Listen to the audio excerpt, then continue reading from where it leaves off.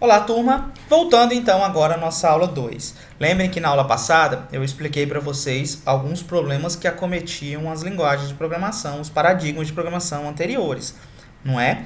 E agora nós vamos entender como o principal deles foi resolvido, que era a questão de você ter que trabalhar com, se preocupar que toda vez que fosse modificado o código, ele fosse compilado para um sistema operacional específico.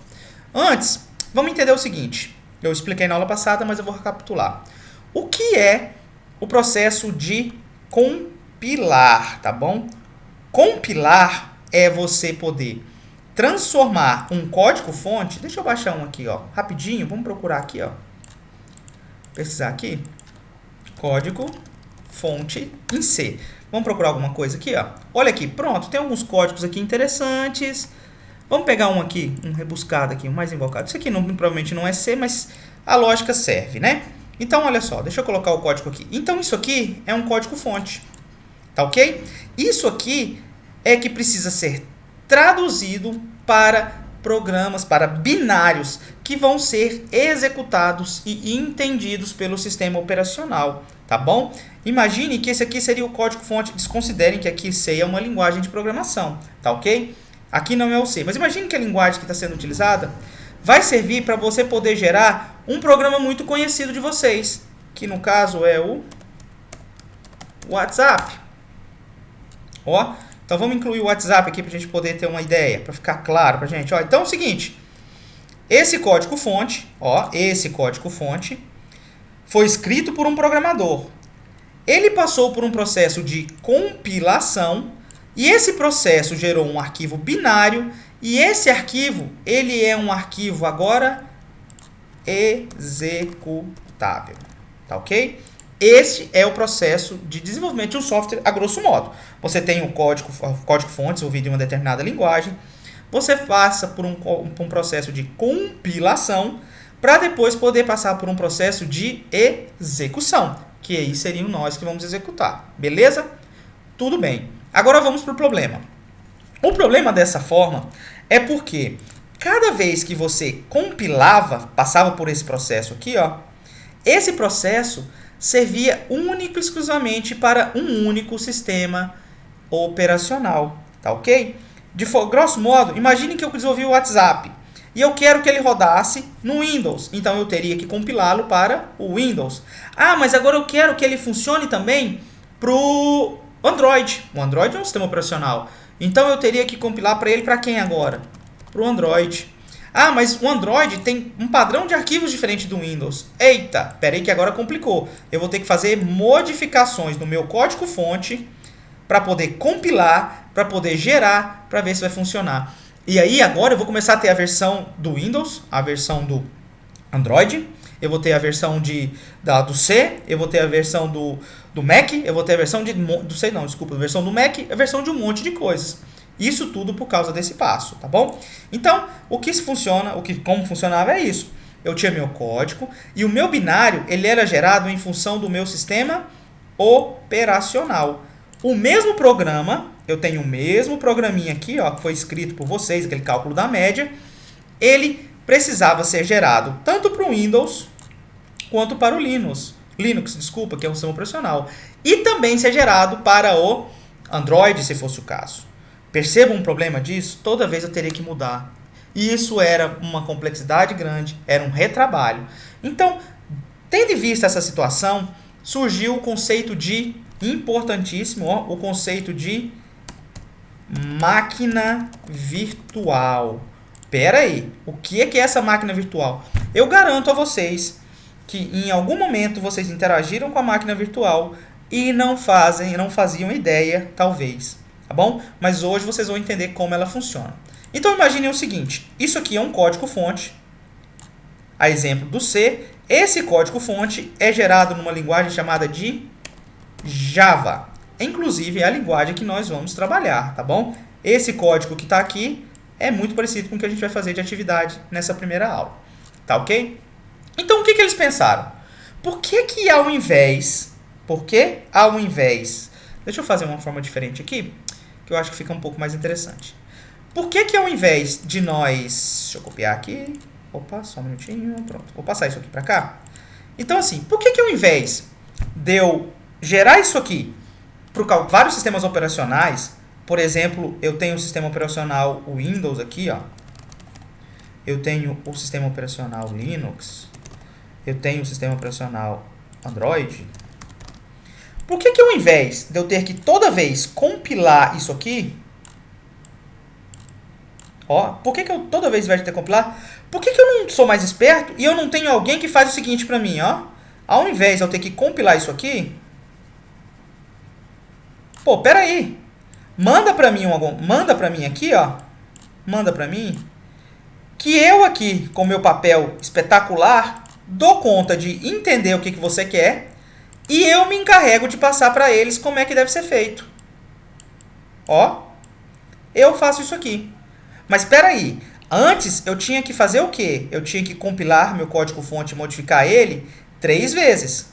Agora eu preciso fazer uma única e exclusivamente uma vez. E agora eu não me preocupo mais com o passo de compilação pro sistema operacional. Por quê? Porque agora eu vou compilar para esse rapaz que está aqui dentro.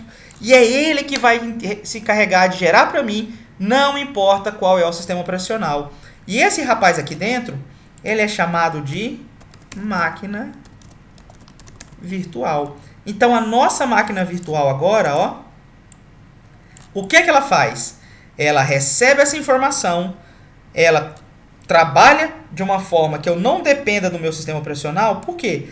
Porque ela que vai se encarregar de preocupar com questão de memória, com questão de processo, tudo que o sistema operacional deveria estar preocupando, a máquina virtual vai fazer. E agora eu vou conseguir rodar isso aqui, ó, em diferentes sistemas operacionais. Ah, professor, peraí, essa máquina virtual é a máquina virtual do Java? É.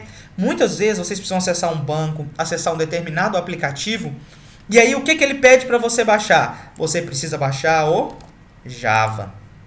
Ah, professor, por que eu preciso baixar o Java? Porque é a máquina virtual do Java que vai entender os aplicativos agora e não o meu sistema operacional. Tá ok? Então agora a ideia da máquina virtual é o quê? Isolar a nossa aplicação. Isolar, ó, palavra importante. Isolar. É isolar a nossa aplicação do sistema operacional. Por quê? Porque é a máquina virtual que se encarrega disso, tá bom? Agora um pequeno detalhe. A máquina virtual, ela não faz mágica. O que é que eu preciso fazer, tá bom? Ao invés de eu ter que preocupar em compilar para o sistema operacional, eu preciso diferente. Eu preciso agora baixar a máquina virtual para diferentes versões do sistema operacional, porque senão viraria um ciclo. Então a máquina virtual, ela tem em diferentes para diferentes sistemas operacionais. Ele tem a máquina virtual para o Linux, ele tem a máquina virtual para o Windows, ele tem a máquina virtual para o Mac, por aí vai. Então a partir do momento que eu baixo a máquina virtual, meu computador, o código que eu gerei não interessa mais, porque a máquina virtual, tanto do Linux quanto do Windows, vai entender. E de que forma que ele vai entender? Ele vai entender o arquivo binário tradicional? Não.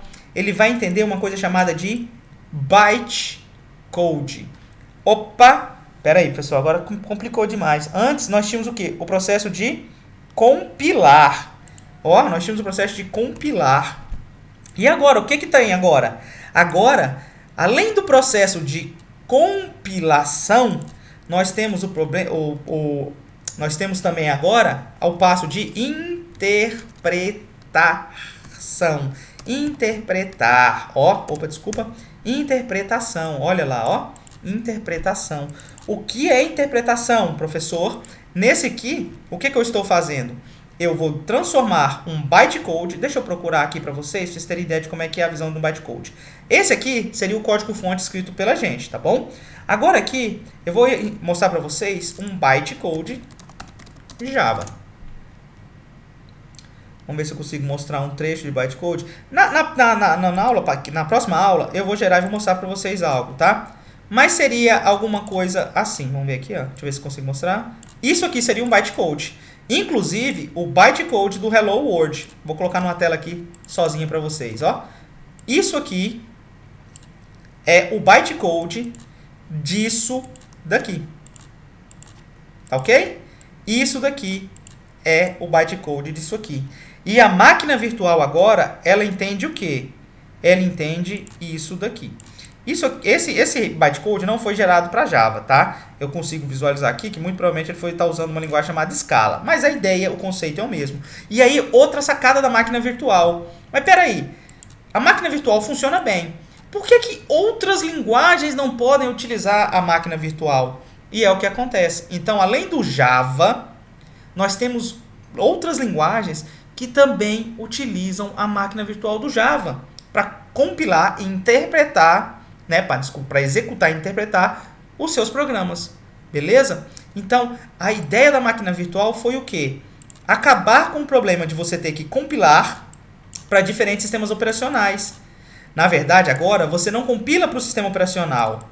Você compila para máquina virtual. E ela independe de qual sistema operacional você vai utilizar. Tá bom? E junto com esse conceito, tem uma outra palavra muito grande, tá bom? Esse conceito inteiro que eu falei aqui para vocês, de você trabalhar e programar de forma independente do sistema operacional, é chamado de programação multiplataforma. Olha lá, multiplataforma. Por quê? Porque não me interessa qual sistema operacional você está utilizando. Eu tenho que preocupar apenas com o meu código. Tá ok?